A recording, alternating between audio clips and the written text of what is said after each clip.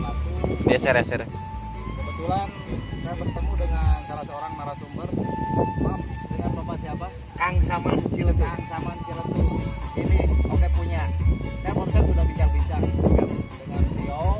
Beliau sudah tahu tentang filosofi sejarah ataupun sedikit sekali mengupas dengan musim ke-10 dulu ya. Siap. Memang harus kita gali karena orang-orang dulu itu sudah mulai nggak ada ya. Siap. Gitu. Dengan adanya seperti ini. Coba saya pengen tahu paparannya seperti apa dari Kang siapa maaf barusan. Kang Saman. Kang Saman ya. Jangan lupa Kang Saman ini yang punya kawasan Geopark Ciletuh. Pelabuhan Ratu.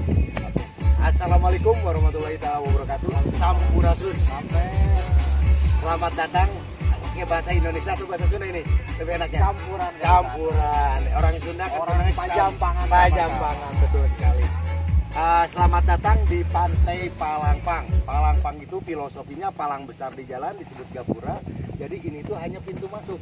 Karena yang bahasa pang teh, cek bahasa Sunda, pang gedena, pang alusna lamun dipalang ke di jalan disebut gapura. Berarti pintu masuk. Umargi yang namanya geopark itu, geo itu batu, parknya taman.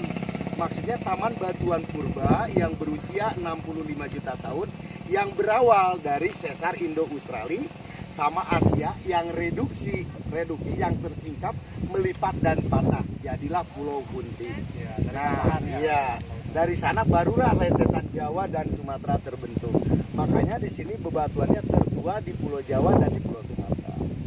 Nah, kenapa dinamain Pulau Kunti katanya? Kok serem amat? Banyak pengunjung yang sampai nggak jadi untuk berangkat ke sana karena dengan nama Kuntinya ini. Nah, jadi bahasa Kunti ini di sini karena di sebelahnya Pulau Kuntinya kan batuannya gabro. Kebetulan di sebelahnya ada batuan konglomerat atau batu melang sejenis batuan reduksi sesar Indo-Australia tadi yang diendapkan di palung dalam, ditaikan dengan gempa tektonik, disatukan dengan sedimen lumpur itu. Bentuknya kayak dam ke bawah. Nah, di bawahnya itu banyak pengapuran atau pengeroposan batu disebut gua-gua kecil atau lubang-lubang kecil. Nah, lubang tersebut kalau dihantam gelombang 4-5 meter, dia akan mengeluarkan gema mirip dengan orang ketawa. Dinamainlah Pulau Kunti. Pulau Kunti. Karena Pulau Kunti itu bukan pulau, kebetulan tanjung daratan yang menjolor ke laut. Karena sering dengar suara tersebut, akhirnya dinamainlah Pulau Kunti. Kalau pulau itu kayak Pulau Mandra, batuannya terpisah, dikelilingi oleh air.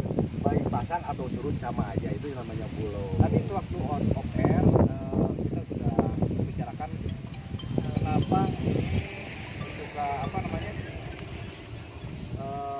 lautannya suka keruh. Oh Maksudnya gitu gimana? ya, oke. Kan namanya Geopark Ciletuh nih, baru kita bahas geoparknya aja. Yang tercatat di UNESCO sebagai 161 geopark baru dunia dari 44 negara, salah satunya Geopark Ciletuh dari Indonesia, yaitu Panjapan Island Kunti Indonesia. Kan itu namanya geopark. Nah, sekarang Ciletuhnya, apa filosofi daripada Ciletuh? Ci itu cai atau air, letuh itu keruh. Keruh. Jadi itu bukan nama kampung atau desa, kebetulan nama sungai, namanya Sungai Ciletuh. Nah, jadi Pantai Palangpang ini kenapa selalu keruh? Karena terhimpit oleh dua sungai tadi, Sungai Ciletuh sama Cimarinju. Jadi kalau dua-duanya banjir, kebetulan dia bawa material ke laut, bawa sedimen, ditahan sama gelombang laut, akhirnya ngendap. Jadi kalau ada gelombang dikit aja di pantai ini langsung keruh. Itulah. Nah, di sebelahnya Pulau Kunti, kita balik lagi ke geologi, ada lagi yang namanya Guha Purba Pulau Kunti. Gua Purba Pulau Kunti. Kunti, usianya 60 juta tahun, itu berawal dari fenomena pasang laut dan gelombang laut. Jadi gunung di pinggir pantai hantam terus sama dihantam sama gelombang air laut, akhirnya ada pengeroposan nyampe kedalamannya 15 meter, tingginya 9 meter. Makanya gua tersebut tidak diketemukan batuan salaktit atau salakmit karena itu gua kering. Jadi kalau gua kapur atau gua tetesan pasti ada batuan salaktit sama salakmitnya. Kalau ini gua kering. Nah, di sana itu ada mitos. Siapa aja yang masuk ke gua Pulau Kunti pulangnya suka cepat dapat jodoh. Seperti itu. Dapat jodoh. Nah, jadi kalau belum nyampe Pulau Kunti berarti belum sampai ke geoparknya. Memang geopark itu terdiri dari 8 kecamatan. Salah satu zona intinya itu kecamatan Cimas, yaitu di sini. Karena memiliki batuan purba tadi, yaitu Pulau Kunti. Nah, kalau kita ini secara keseluruhan, kalau dilihat dari ketinggian puncak Dharma, ngelihat ke bawah, ini setengah lingkaran. kenapa ini bisa ada lembah di sini? Karena dulu secara geologinya ini penuh. Air Akibat dulu, Mas. bukan daratan. Daratan. Daratan penuh. Itu akibat terdorong dari sesar Indo-Australia yang mendorong, yang ngebentuk disebut Plato Jampang atau Gunung Purba Jampang. Purbajampang. Nah, Gunung Purba Jampang itu saking tingginya dia longsor ke laut. Ngebentuklah lembah ini, yaitu lembah Tapak Kuda. Cuman ada lagi Ini termasuk lembah Tapak Kuda. Iya, ini lembah Tapak Kuda. Oh, dan Ya, setengah lingkaran. Ini lembah Tapak Kuda menghadap ke samudera langsung. Jadi dari gunung tinggi itu menjolor ke bawah, kedorong. Disebut longsor. Makanya gunungnya di sini dinamain Mega Amphitheater. Mega itu artinya besar, amphitheater itu bekas longsoran. Kalau enak memandang poolnya itu di Panenjoan ya, Iya, Panenjoan sama Puncak Dharma. Benar. Tapi view-nya di sini-sini juga. Di sini. Iya. Dan ini juga ada salah satu peneliti tesisnya itu diterima S2-nya, dia lulus, dia yang menyatakan bahwa di sini dulunya kejatuhan meteor. Oh gitu. Iya, planet meteor, cuman sampai saat ini belum ditemukan batu asteroidnya, pembuktiannya. Cuman tesisnya diterima, secara ilmiah diterima. Kalau jadi alasan mereka kenapa ini bisa disebut kejatuhan meteor? Karena kalau misalkan Gunung Plato Jampang atau Gunung Purba Jampang longsor, kenapa nggak semua Jampang terjadi? Oh, ini cuma segini aja setengah lingkaran. Dia mengategorikan ini kehantam meteor. Walaupun tidak ada, sampai saat ini belum diketemukan asteroidnya. Mungkin jutaan tahun yang lalu ya. Ya, itu sekitar 32 juta tahun yang lalu itu terjadinya. Makanya antara batuan yang ada di Panenjoan sama di sini tuh beda. Iya. Ketuaannya. Ketuaannya. Ini lebih tua pantai ini daripada pantai Panenjoan. Panenjoan. Iya. Nah, salah satu geseran dari Plato Jampang itu yang dibuktikan sekarang dengan adanya Pulau Mandra. Nah, Pulau Mandra itu yakini dulunya di dekat di Panenjoan sana. Kenapa Pulau Mandra itu? Oh, karena dia terdorong oleh longsoran tadi ke Enggak, laut. maksudnya dikira orang mungkin Mandra itu kan yang Oh, ada nih. di film Ya, ini jadi kita di sini berbicara secara geologinya dulu. Ya. Nah, makanya batuan Pulau Mandra itu terbentuknya dari batuan pasir bagian atas yang terdorong ke laut. Asalnya dari laut, nyambung sama darat, dari darat didorong lagi ke laut. Nah, kenapa dinamain Pulau Mandra? Oh, kayak saudaranya si Omas gitu kan. Padahal usianya di bawah 30 juta tahun, mana mungkin sama dengan yang namanya bintang film kan. Tuaan mana? Karena kayak zaman Firaun Lengoman ini masih di sini gitu kan. Nah, jadi Pulau Mandra kenapa dinamain Pulau Mandra? Dulu di sini kan banyak orang Bugis. Karena di Ciletu itu terdiri dari 5 suku yang pernah menguasai, dalam artian menguasai perekonomian di bidang kelautan. Yang pertama, dia setiap suku di sini semua memiliki alat tangkap tersendiri yang dibawa dari tempat asalnya. Contoh pertama orang Sunda, dia punya teknologi pancing. Suku kedua Betawi, dia punya teknologi namanya seroan. Yang ketiga Bugis, teknologi namanya pagang atau bagang. Suku keempat Madura, dia punya teknologi nyelam. Suku kelima dari Jawa mulai Cirebon, Indramayu sampai ke sana, dia bawa teknologinya jaring yang masih dipakai sama warga sekarang. Itu.